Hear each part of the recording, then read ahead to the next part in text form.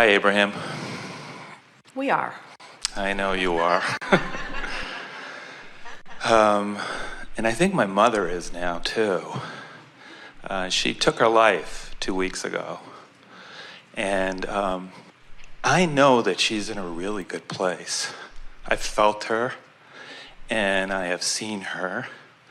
And she was in a really bad place, it seemed, from my perspective, for a very long time. It wasn't a surprise that she did it.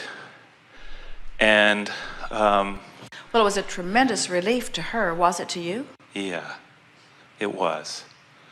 It was. And yet there's a part of me that still feels as though I should have been able to do something, or in fact, when my father called the morning that she had done it, as soon as he told me that, I said, I knew it. I had said goodbye to her on Sunday, and there was a part of me that knew it, and I didn't go there. So I guess part of me is feeling like, well, is there something that I could have done or should have done? And then I think, no, I wouldn't have wanted to do that.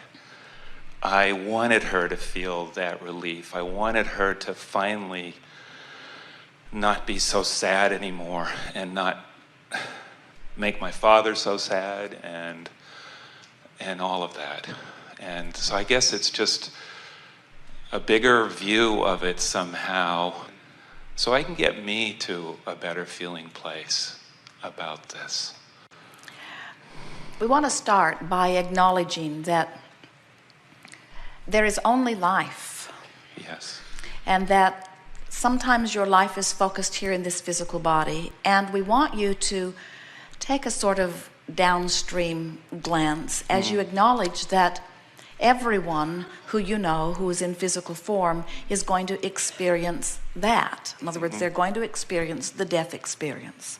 And then we want to say, not just in an effort to soothe you or soften your resistance around this or anyone else who is listening in, but because it is absolutely the way that it is, because everyone is the creator of their own experience. Every death is self-inflicted, as is everything else. So you want to be able to say and know that every death is suicide, but the word suicide has that negative attachment to it. And the negative attachment that many people place upon it, besides the religious connotations that they have conjured, but the one that you are fashioning here, is about the feeling that there could have been other ways of going about this, and shouldn't she have tried some other things? Esther remembers receiving news like this of a dear friend that she had met through her Abraham work. And when she received word that this woman had taken her own life, the thoughts that were going through Esther's mind was, this is wasted life. It's a waste because it didn't have to be that way. We had to sneak up on her when she wasn't thinking about it and sort of throw a thought in that eventually soothed her back into alignment. As we said to Esther, you can't waste life because life is eternal. So before you come into your physical body, you are a stream of consciousness, and there's no resistance in that stream. You are pure positive energy. Then you're born into your physical body, and it separates a bit just because of, even as an infant, your observation of what's going on in that limited world.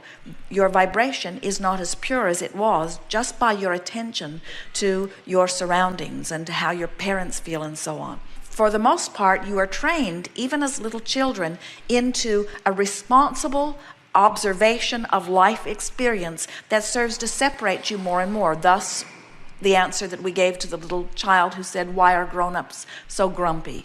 The longer they live, the more they find to push against and cause further and further separation in their vibration. Then some, especially those who powerfully remember this feeling of alignment, will find drugs, or they'll use alcohol. They'll find something to attempt to close this gap. And to the extent that the substance distracts them from what they're fussing and worrying about, they do achieve a sort of vibrational relief or change in it. So then they're disconnected. They find meditation. They come into alignment.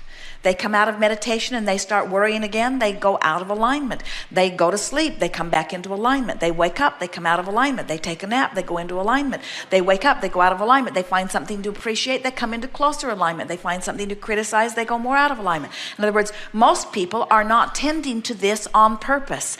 But the more they live life, the more this calls them. And the more this calls them when they're doing this, the worse it feels.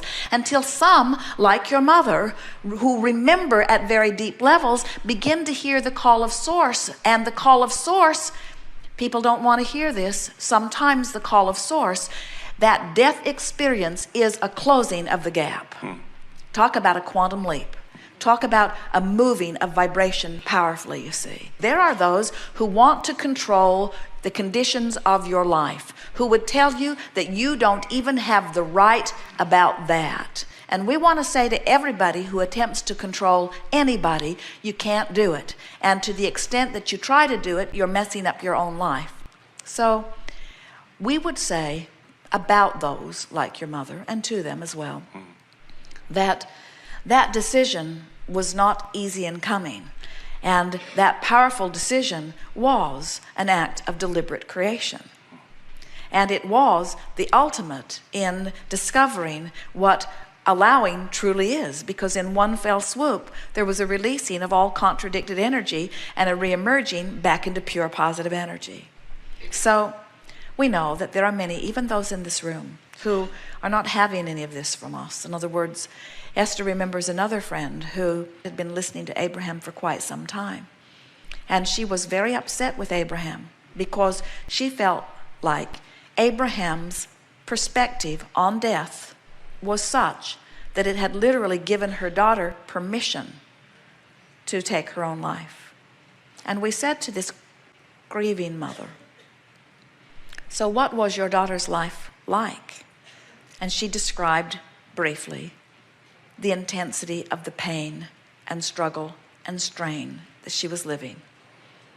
And we said, and you would wish her to return right now to that rather than to this pure positive energy that she's experiencing? And this mother said yes, and meant it, because she was still hopeful that, even though we were not using the terminology at that time about this powerful upstream battle that this woman had been fighting for a long time, she still felt that fighting that current would ultimately bring her daughter to the joy that she was seeking. And we are saying that until you turn and go with the flow, you will never find it. And that in the death experience, you really have turned and gone with the flow. Yeah, and I don't want her back, and I wouldn't want her back in the pain. I guess the other part of my question is how do you understand 40 years of such pain? But what you understand is that she was not really unique in it, that she was like so many people. She'd been trained to fight the current. In other words, you have to understand that even as we're having this conversation that is beginning to feel so normal to you, this conversation would not feel normal with the majority of the people on the planet. In other words, the majority of the people in your nation would really take issue with what we have just spoken just now about your mother's death. Many of them would want to damn her to hell forever. And they would want to make an example of her, of what others should not do, but they know not about the eternal nature of their being. When you find those thoughts that you are pushing so hard against, we want you to feel the intensity of the separation between that thought and who you really are and what you really are knows, you see. And so don't try to figure it out. I guess that's what it is. I've been trying to figure it out. In doing so, you either have to blame her or blame your father or blame yourself or blame society or blame her parents or blame. And in doing so, all you do is buck the current that makes you more separated from who you are and ultimately could bring you to the same place of looking for a faster way of relief, you see. So no, I won't be doing that. I'm okay. Yes, you will. Oh. Everyone does. Yeah, it just depends what it is, you right? see, but most of you have to get run over by a really big truck. And then you say, oh, now I have an excuse. Yeah. Or you contract a disease and you say, I don't want to go, but I must. Yeah. Everything that happens to everyone is done to self by self. And all of you are going to die. So stop fussing over those that just did it quicker. And instead, embrace the eternal nature of who you are as you are contemplating this subject of your mother. And it's going to come up a lot for you for a number of reasons. You've activated it within your vibration because of what's happened, and she is keenly focused upon you. So as a thought or a memory or an experience that you shared or anything about it comes up, just stop in the moment and ask yourself a very brief, easy to identify question. Is this an upstream thought or a downstream thought? And then it's easy to identify by the way you feel. And most of them will be upstream for a while. And then stop and say, how can I turn this thought downstream? Don't avoid the subject. Don't change the subject. Stay on the subject that is active within you, that's giving you the emotion that you're having, and deliberately try to find a way of at least letting go of the paddles and paddling upstream. And what you're going to notice is that you're going to find satisfaction about this subject very, very quickly.